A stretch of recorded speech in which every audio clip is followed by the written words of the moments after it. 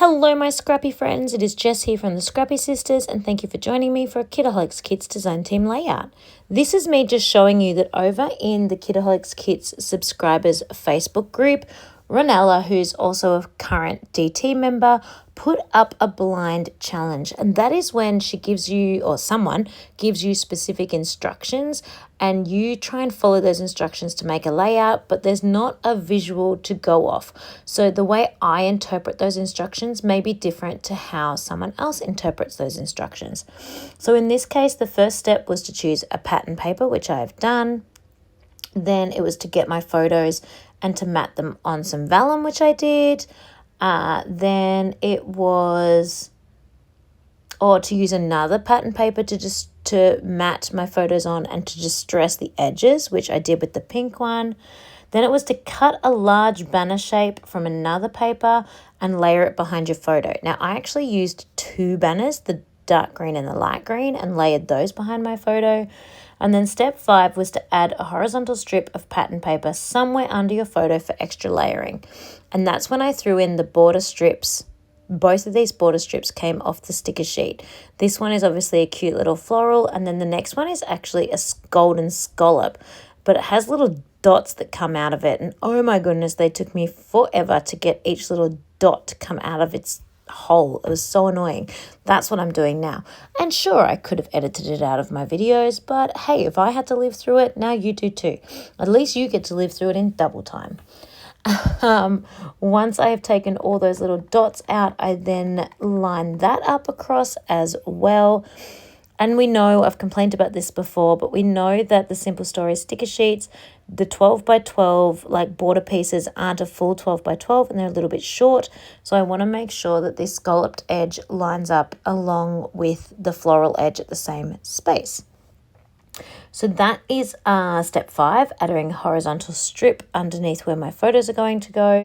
And then step 6 is to position your photos. And Ronella suggests that you tilt them slightly or like skew them slightly just to give them a fun dynamic look. So I also do that.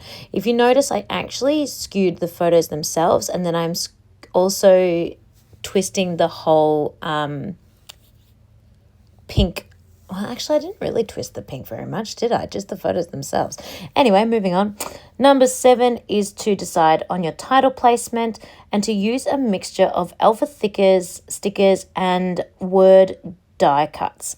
So there wasn't really specific single word die cuts in the kit this month, but there were some cute die cuts on the chipboard, I think it is. Is it chipboard? I don't know. The thick card. So I have used some gold thickers that say smile. And then I've got this cute little thicker piece here that says, what a lovely day. And I couldn't quite figure out where to put it because it completely colours the scallop. But anyway, I just popped it there. Then number 9 says to use the visual triangle rule to create 3 ephemera casts. Oh, sorry, number 8 says to add a journaling tag. So I'm layering these 2 little tags up and underneath my photos. And then number 9 says to use a visual triangle to add 3 embellishment clusters. Now I pre-made these embellishment clusters using a whole bunch of the different supplies, stickers from the Pink Fresh, ephemera pieces out of the Chamel ephemera pack, as well as some of the puffy stickers, as well as some of the enamel dots. And so I'm just looking for my rule of thirds here as to where exactly I want to put each of the pieces, or the triangle rule, sorry. Then it says add a label or a small phrase sticker. That's step 10. So I have got a little phrase sticker here to layer under each of my clusters. They do already have a phrase sticker on them, but I'm just adding a second one because that's what step 10 said to do. Needed to move that enamel dot because I wanted to layer these up.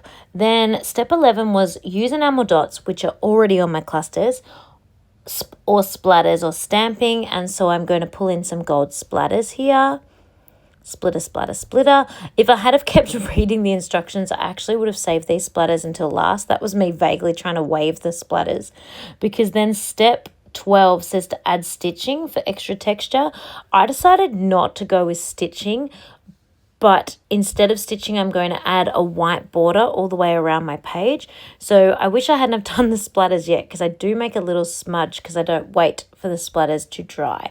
But I am going to trim off the sides and the top.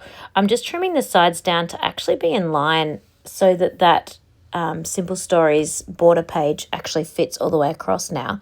And then I just trim a little bit off the top and the bottom just to give my border a vaguely equal amount of white all the way around the page.